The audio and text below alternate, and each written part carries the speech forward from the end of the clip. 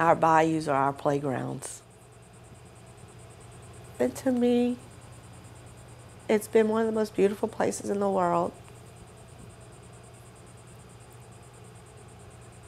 We're going to lose all. We're going to lose what we've grown up with.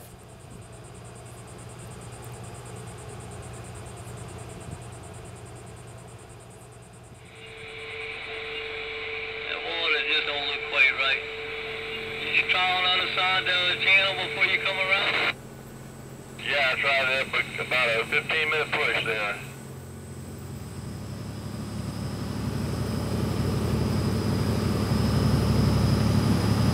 This whole place is going to be solid black. It's going to be a nightmare like nobody ain't never saw.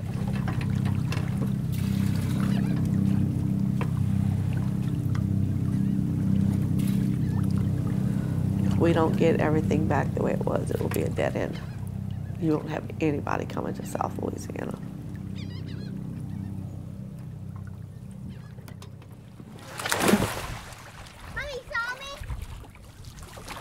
Normally, as a parent, I would have a plan. And at this point, my plan has been completely destroyed. I want you to get out and get dried off and come inside. Come on. Y'all brush your teeth really good. That was awful quick. Come here, let me do an inspection. No, let me look. Nope, go back, brush them again. Come here. She was scraping her teeth the whole way over. You go brush them again. You had to scrape Now, go, brush them again. I'm telling you, we got to do a good job. My husband's 42 years old. He's been doing the same thing since he was a kid. What is he going to do to make a living? What's the 5-year plan, the 10-year plan? We have no idea. The Supreme Court sides with Exxon. 20 years too late. We just got paid December of last year. Yeah, you can't hold on that long. The first time I ever saw Rick Yacht, this screaming, loud alarm went off in my head.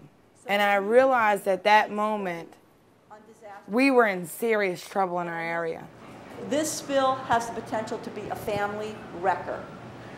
Because what we found is huge spikes in domestic violence, substance abuse, divorces, suicides, just because of stress.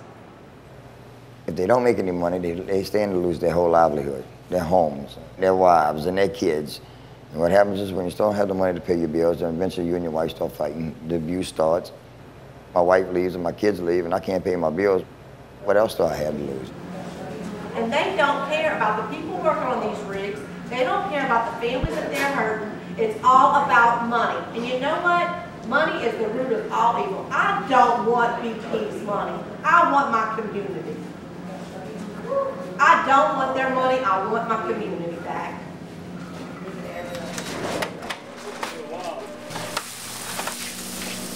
You got those strawberries? Yeah, you got that. Y'all know I got y'all's back. That's what it is. My shop has kind of been like a welcome center and a comfort zone to my community. Wait. Oh, I got 2 double flavors. Cool. This is not just taken away from our livelihoods. It's taken away from the way we live. My duties as a mother has been put on the back burner. My duties as a housewife has been put on the back burner. So I'm not looking to find ways to avoid payment. I'm trying to find ways to justify a payment without. Sir, I have a question for you. It has come to our attention that BP intends to deduct what monies it pays to our fishermen from the monies BP has committed to the loss of claims. I have no idea. You'll have to ask BP that. I have, in fact, and I've sent this to BP and asked for a response in writing. I'll give each one of you here a copy of this. I've asked for it over and over again. Our fishermen are out there cleaning up toxic waste in the Gulf of Mexico in the heat and dire situations, and they have, in fact, turned around and took one individual's VOO check and deducted it from their claim check and gave them a check for $281. $281. Yeah, thank you so much for your attention. And just to let you know, I'm community counsel for commercial fishermen and recreational charter fishermen. It's nice to meet you, and I'd like to have your information so I can email you a copy of this letter so you can look at it for yourself. The governor has... I don't need to go through the governor. I'm sure you have a card, or I can take your information right here, sir. Take it right down. Here's the Here's number, a pen, 202. and here's a paper. Call me right here, and we'll send you whatever I have. And your name, please, and your status. Kenneth Feinberg, the... Can you write that for me, please? There you go.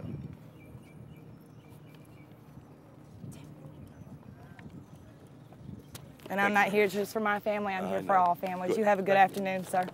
I said, well, what about the right to wear volunteer respirator wear? BP's rules are you cannot wear a respirator. Every man that I've ever known, loved, respected, every father, breadwinner's gonna die because of what they're doing. I went to them and I begged them to put respirators on our people, and they will not. Thank you. I'm only gonna be able to do this for so much longer because I've got a 5- and 8-year-old. And you gotta put them first and get them out of harm's way. I know. It's been closed down because of the oil, and Kendra's husband has signed a contract to work with BP. It includes a provision that prohibits... I don't think my kids are safe here. I don't believe, I don't trust that my children are safe here. You need to explain to them that it's like a vacation, David. I don't know, maybe you should open up a computer, a fucking book, and read something that's going on, and then you would have to agree with me on this.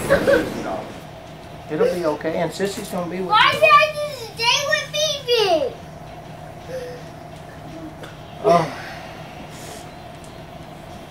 Because we want to send you up there where you're not breathing this oil stuff. We want to keep y'all safe, okay? What yellow guy? Soon, baby. Tell him that's your mommy to get in the truck, and I will see him in a couple days. He's going to have some fun, and they're going to do lots of fun stuff.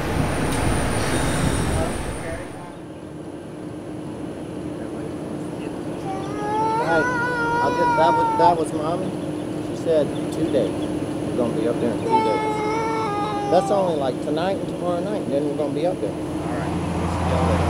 My kids are leaving, and if he's got a problem with it, then he can kiss my ass.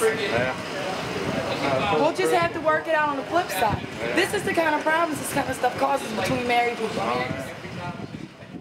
I'm not real happy about the decision, but I feel better now knowing that my kids aren't breathing toxic fumes every day.